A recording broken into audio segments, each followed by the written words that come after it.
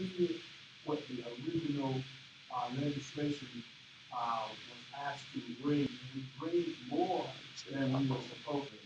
Are those funds included in here, or have they been expended in some other manner according to what the law provides?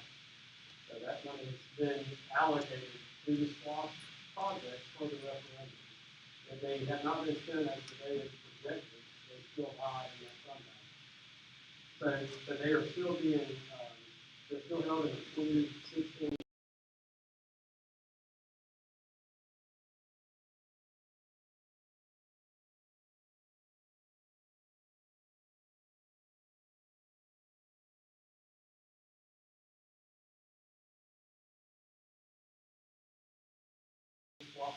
The 2021 SWAS campaign fund, so they will be spending up in time according to tax budget on the way. And they have to reside in that account. They can't be spent. I know that. I think I pointed that out when somebody was saying we put it in the form. I think I was just pointed it out. So I just want to make sure they were there. And then, of course, on January 15th, we had a considerable discussion over $1.275 million that was a surplus. I think it might have been from something else, but we were told that you all were still figuring out where the money was going to come from, and that you would come back in February with the details of how that money was being applied to our budget, to the current spending, or to the spending in the future. And I went back and looked in February, and I did not see where that was explained to us as to what happened to that $1.275 million that was supposed to be spending at some point, or explained to us at some point what was going to happen with it. Is that a part of what we're looking at here? I'm not sure exactly what dollars. Those were the FY26 funds. We came back and shared the summer learning experience as the primary allocation for those funds. We talked about that, and we shared all the details with the board as well in reference to it. During that discussion, we talked about the summer learning experience, and this money was left over even after the summer learning experience had funds appropriated to it. And as we talk about the summer learning experience, I don't think that I have received a definitive answer as to what experience is this. I saw in our email today that there was something that you could go online and apply for. And we have had back and forth, and I don't think we have received a definitive answer. What's going on about kids going to be going to summer school? And when we say that, are they actually going to be going to the school and sitting in the classroom where they will receive instruction, or is it something that's online? I can address that. If you can recall, tell me the month that we went through that whole. That was February. Yeah, during the February meeting, that's when we went through in detail an extensive presentation outlining the entirety of the summer learning experience. And, as a matter of fact, right now we have the site established for face-to-face. We have the online, just as we indicated. We have students who are able to choose from a suite of options. Again, we covered all of this in our February board meeting, and we entertain questions from the board as well. Do I have the right one? So now we're ready to press go. The February was the month we were supposed to get it, and I go back and look at the recording on YouTube, and I don't recall seeing that. But I'll move on. So we do have a summer school, and part of it is virtual and part of it is in school. Correct. Summer school, summer feeding, we're sharing sites with our direct centers. Pretty expensive. Yeah, I saw that online today, but prior to seeing that today, I was still with a question mark as to what we want to do in summer school. And of course, when we talk about doing virtual summer school, that also raises the question of, VIP, of the coming up with the idea of doing away with VIP, which upset a lot of people, but then, you some schools have diversified things. My other question, is, I have asked over, the years, the year that I've been here, about the $5 million that was put into, substitute teaching and telesurgery. And that's why I always ask for a breakdown of, the situation, to see where those would, how much money is going to save this time. I know you some of it from the general fund and some of it from other funds. Of course, I would like to have that broken out, just like I would like to have the, other matters broken out so we see it. I have been on record, actually, for 9 item budget, and of course, maybe I'll get one, by and by after a while, but I have 2 more years on this board, so maybe by the end of my service here, I'll be able to get that line. So I'm gonna stop now, I do have some questions, but I know that other people may have some questions, but I just want to, understand, how we are approaching it, and I've not seen completely about things that say are going to be done. They're not in here, they're not in the organization part. I would like to see figures, because that's why I deal with figures, not persons who name.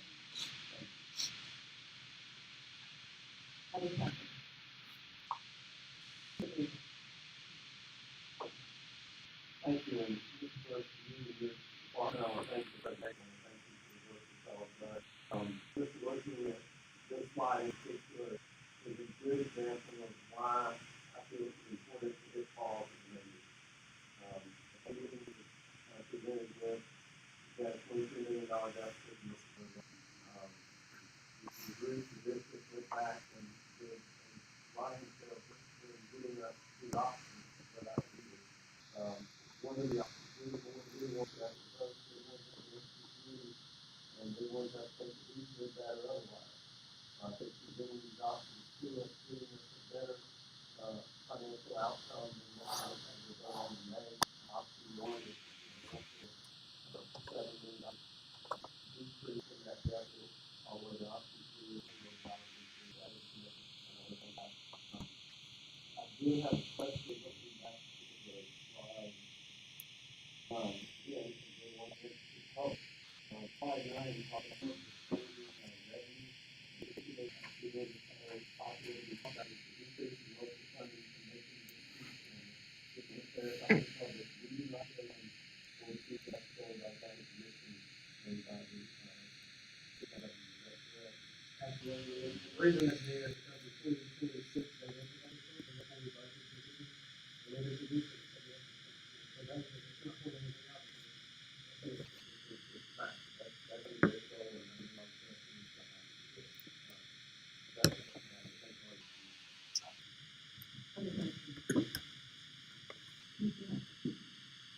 First of all, thank you for that. One thing I would ask for, studies on time, let's get that, you say that it's come about, it's probably just the same that you do, but thank you.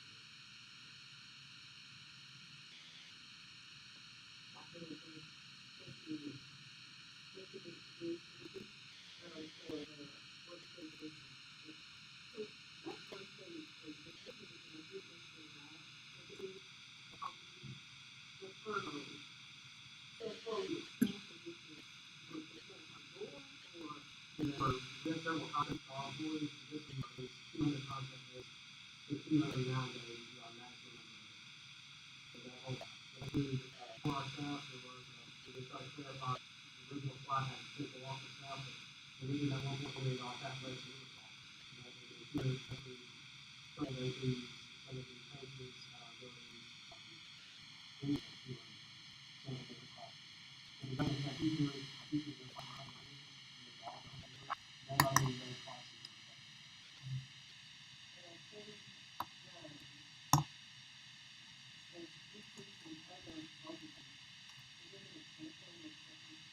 funding something. We were going to raise those money and their treasury, some policies from our having settlements, and pays for our administration. Investment income is a reason for the reason that's increasing because we have had lower interest rates, we have a lower cash balance, we have lower payments. And the other ones maintain pretty steady.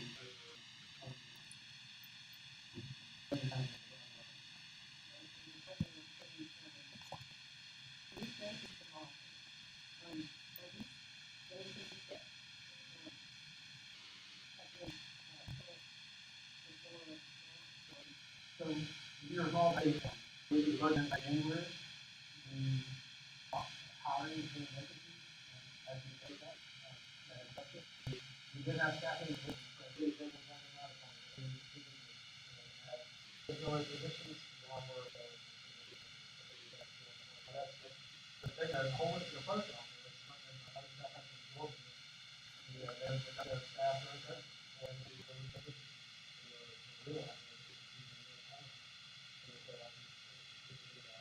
another position,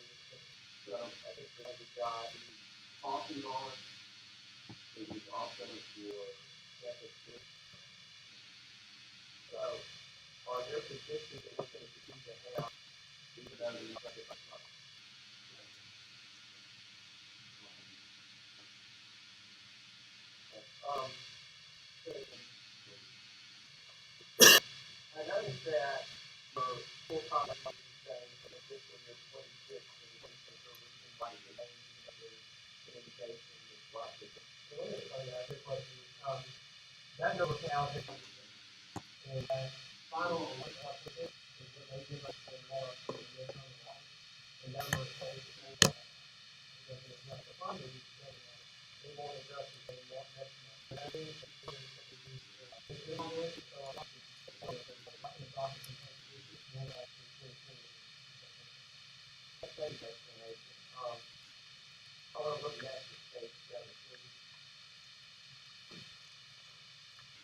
and it's the top line, and this is the same thing where you look at expected contact value, no meal, 1 meal, 2 meal, etc.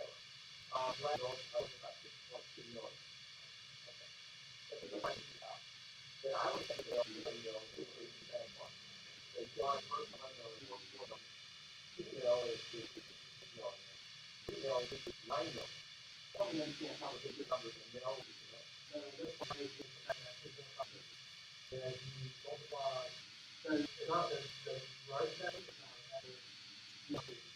I'm thinking what we're assuming plus 6.2 million, the entire collection of 4.5%. That is, the whole 15 million.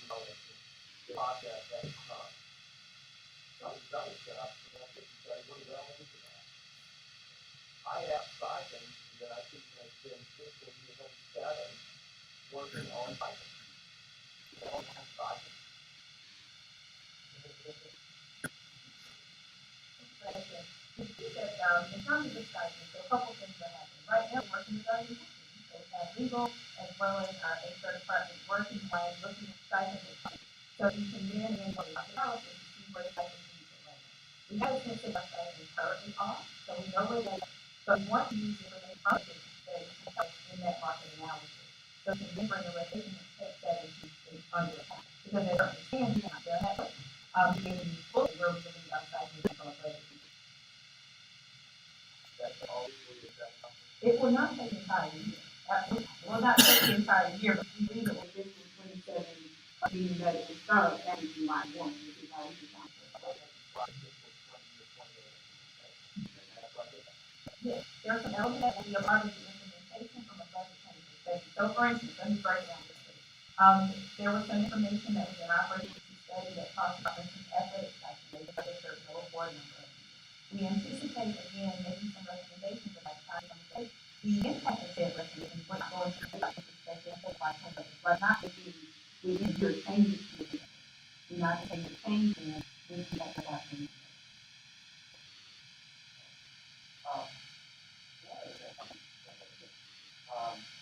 Again, I think just one document this guy that really, I think, spelled out where we are in the system right now. It's the one that talks about local funding for our schools. And particularly at the elementary school level, where copies is brought, and that is local funding goes from below $3,007. The highest $5 to $8. People live the rest, you have to pay more money.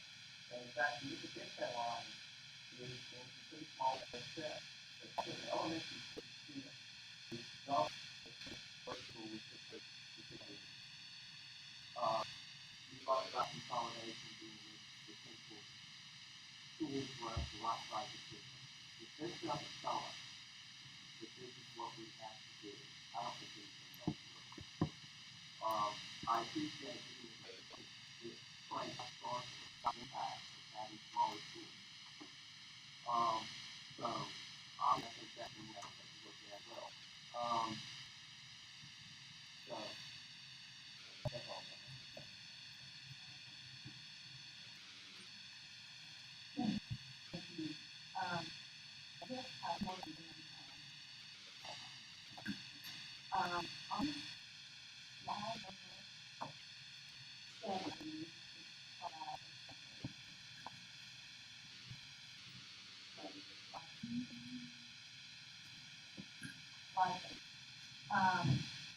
Outsourcing the care professionals.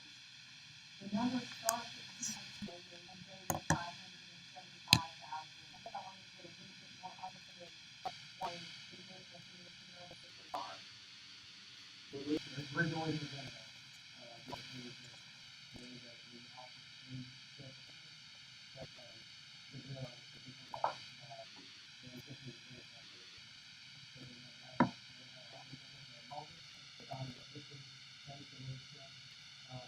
as we work further, we have a fully legislative and really we have it all.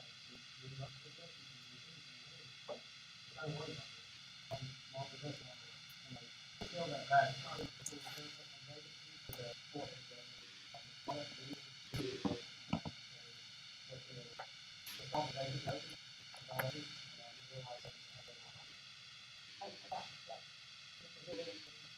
So on the 60 of currently, so is that are the current employees or the The rest of our payroll budget, we have a budget, it's a 20. okay, so it is 200 people more. Okay, what is the 80 The 80% is the number we, the number we cover, so the majority of how many that's out of the whole time. We talk about the board that we have to really check that and adjust.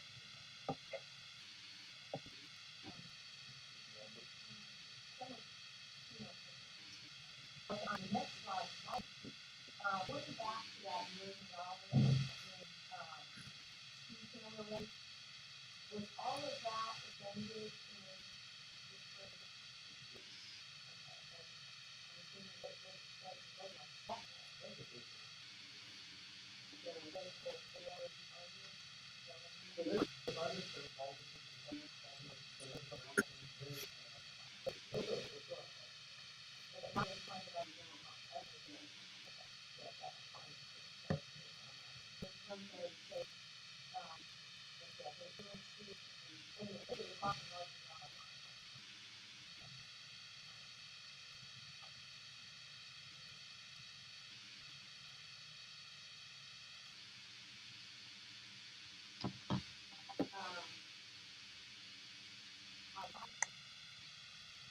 Looking at option two, it gives you an either or an or. I guess, well, the option two is good. So it allows for the step increase, but it also provides for COLA. But is there, a reason to,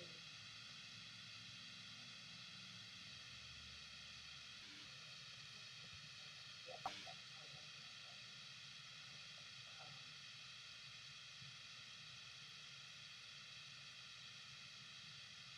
On the revenue slide, I think it's slide 12.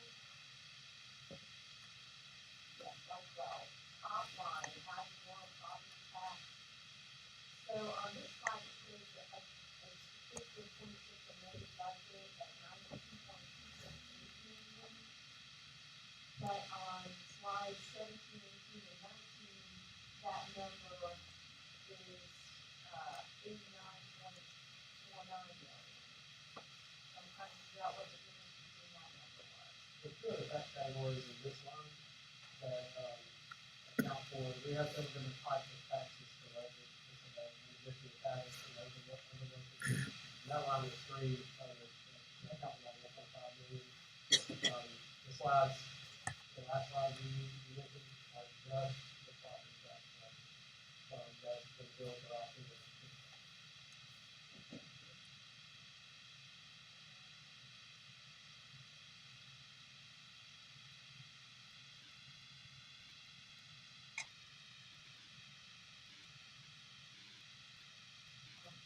And then I guess one following up on one comment on being on the van,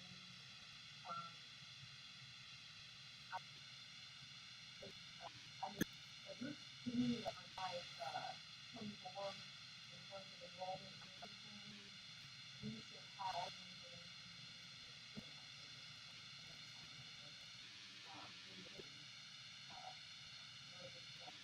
so we would say what is the down the current, we would put all the numbers in all three, I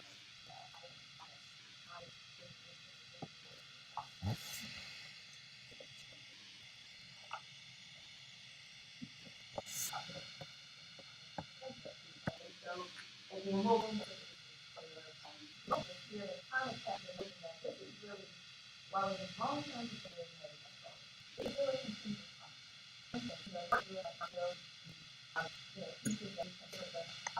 That may be, what we should get right now. That doesn't mean that as our enrollment trends continue, if our enrollment trends continue to decline, we may be having these conversations even again down the road. So the notion is really to kind of present this as FY 20 implementation for the future we talked about. But that doesn't mean it's going to be because if our enrollment is going to be way on, that's an additional revenue, we may have to come to these conversations.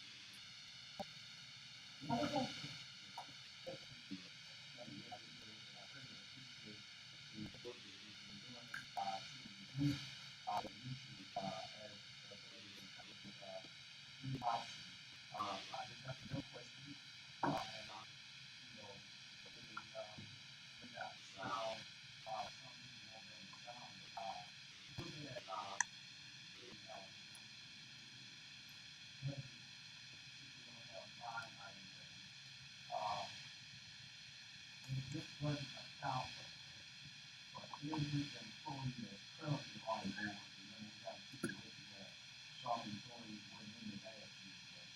And I just want to make sure that you all have a check and double check to make sure that this budget includes every employee. And doesn't include, any of the service agreements, that may be, given. I think that's what our fund balance is being decreased at. There are a lot of things that were not in the budget for this year. Does it include any service agreements? Now, we have asked, like I asked for the, service agreements, and we were given, all of the necessary service agreements that dealt with federal and all that. I understood those, but there are other service agreements that were not on that list.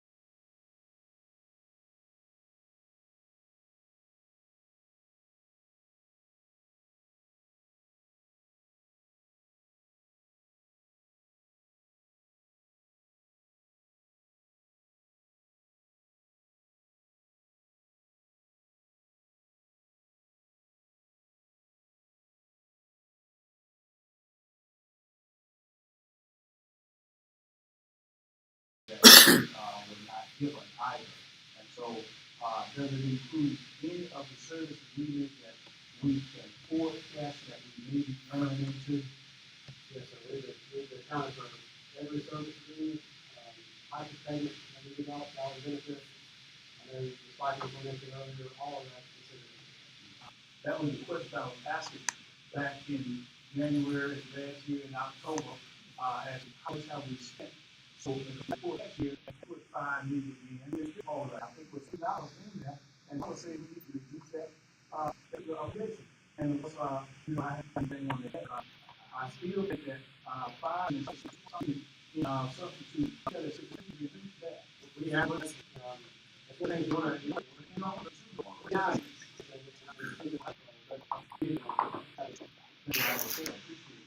and then the other topic is just travel. Now, I believe that I do recall, how much was that, I did allocate the travel. I don't understand about different pots, but I do understand that when it's all said and done, it comes back on this board, it's how much you spend in the travel. And then, of course, service agreement. I did ask for a final figure or a total figure on that. And of course, that was given to us, was not all the service agreements that were on that first list that we got. And I asked that list be told up, and I have not gotten a total on that list yet. That was the very first list that listed all these companies and all these things that had service agreements looked at. And, just know that as long as my mind was good, I'm not going to forget questions that I asked that I hadn't gotten answers for. And just be ready, because I'm going to bring them up again. I don't care who don't like it. That is why I am here, to question things and to make sure that when the final analysis is done, taxpayers are the ones that benefit the most. Now, I do look at page 8, and I want to say this very definitively, that I am not going to vote to increase the burden of classroom teachers by enlarging their class size. And I don't think the budget should be balanced on enlarging class sizes as a means of balancing this budget. Having been a classroom teacher for 39 years, I do know that the number of students that you have in a class impacts the outcome of what those students' performances are. And I cannot